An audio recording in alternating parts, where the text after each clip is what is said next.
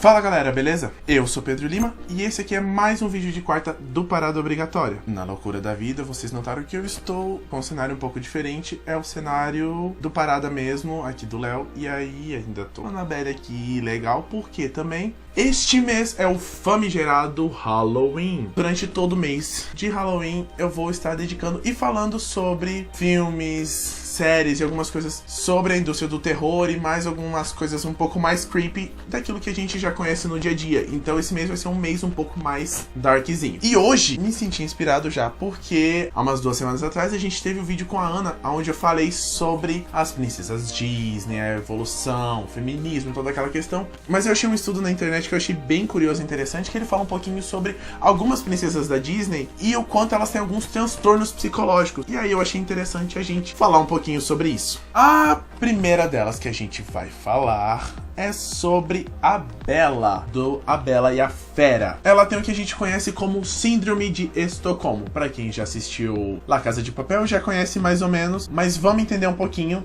mais. A Síndrome de Estocolmo é o nome que normalmente é dado para um estado psicológico particular em que uma pessoa ela é submetida a um tempo prolongado de intimidação e passa a ter simpatia, até mesmo amor ou amizade por quem aprendeu. E a Bella, a gente sabe que a Bela e a Fera, ela conhece a Fera, vive todo o rolê com ele lá, acaba se apaixonando por ele, sendo que a Fera, na verdade, ela aprisiona a Bella. Então a Bella, ela acaba se apaixonando e amando a pessoa que a aprisionou. Então a Bella a gente pode encaixar dentro desse Síndrome de Estocolmo. Depois dela a gente vai ter a Alice. A Alice, apesar da galera sempre associar ela falar que ela fumou um negocinho ali, a gente pode classificar ela sobre esquizofrenia. E exatamente o que a gente pode definir e classificar o que é explicado como esquizofrenia. Ela é caracterizada por pensamentos ou experiências que parecem não ter contato com a realidade, fala ou comportamento desorganizado e participação reduzida nas atividades cotidianas, dificuldade de concentração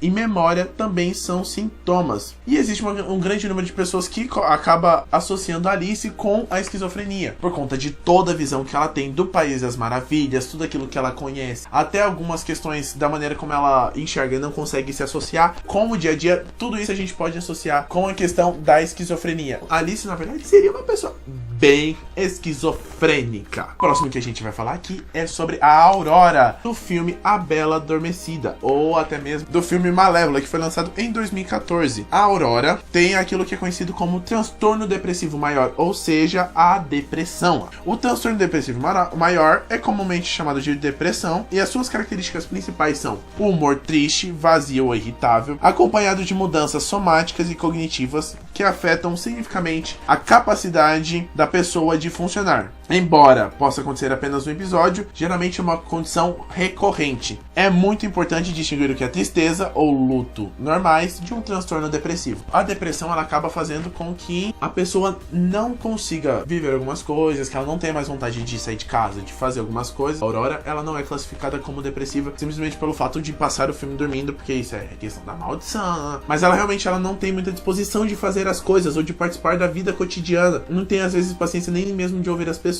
de estar muito perto com a sociedade. Então muitas pessoas acabam associando ela ao transtorno depressivo. O próximo que a gente vai falar aqui é a Jasmine, do filme Aladdin, que ela seria diagnosticada, ou ela, enfim, se encaixaria como uma pessoa que tem o transtorno da bipolaridade, que é um distúrbio psíquico complexo. As suas características mais marcantes são alternância e às vezes súbita de episódios de depressão ou euforia, períodos assintomáticos. As crises podem variar de intensidade, frequência e duração. As flutuações de humor têm reflexos negativos sobre o comportamento e atitude dos pacientes. E a reação que provocam é sempre desproporcional aos fatos que servem de gatilho ou até mesmo independente deles. O Aladdin é aquele filme que a gente já conhece, da princesa que não estava feliz no castelo, queria mudar de vida, não concordava com as leis e ela começa a buscar outras coisas. Mas uma das coisas que é caracterizada pela bipolaridade é esse desprendimento de tipo assim, vai com o estranho, não vai. Então, por exemplo, toda aquela cena de ela aceitar um negócio estranho, aí rouba, aí vai, extremamente impulsiva, tudo isso a gente poderia estar encaixando com a questão da bipolaridade. E também ela se irrita muito com facilidade e ela acaba se sentindo sem esperança quando começa a ficar deprimida. E isso acaba também se encaixando dentro dos sintomas de uma pessoa com bipolaridade. E antes da gente falar o último, galera, não se esquece de se inscrever no canal, ativa o sininho para notificação, segue nossas redes sociais, o Na Língua do P e o Parada Obrigatória Cine, que é o nosso Instagram. Entra também lá no nosso site para ver um pouquinho das notícias, tudo aquilo que a gente tem lá, e vai acompanhando todos os vídeos que a gente tá lançando aqui no canal agora. Vários vídeos na semana, então vai acompanhando tudo aquilo que a gente tá fazendo. E o último que a gente vai falar aqui é sobre a Mérida, que ela tem o transtorno de personalidade antissocial. Ou seja, ele é caracterizado por um padrão generalizado de descaso com as consequências e direito dos outros. O diagnóstico é por critérios clínicos e o tratamento pode ser terapia cognitiva comportamental, medicamentos antipsicóticos e antidepressivos. E a Mérida foi uma princesa que a gente acabou conhecendo, que ela acaba fugindo dos costumes e acabou sendo muito louvada por ser uma princesa que foge daquele comum que a gente geralmente via nas princesas Disney. E aí, o que acontece? Mais no lado psicológico dela, a sua relutância, ela poderia ser atribuída ao que a gente conhece como transtorno de personalidade antissocial, que são pessoas que elas não aceitam as normas culturais, ou seja, ela não aceita aquilo que a sociedade vai estabelecendo pra ela, que a gente vê que a Mérida, ela quer lutar com a questão do casamento e tudo aquilo que tá vivendo dentro deles ali. Ela não segue regras e raramente respeita o direito e o sentimento das outras pessoas. E isso é comumente encontrado principalmente em adolescentes ou crianças, e a gente começa a diagnosticar e perceber a partir desse período. Concordou com o que a gente disse sobre as princesas? Não, sim. Qual que é a sua opinião sobre tudo isso? Comenta também aqui embaixo, deixa seu comentário se você acha que a gente foi muito sem noção, se acha que sim, não, o que você achou. E até semana que vem, galera. Valeu!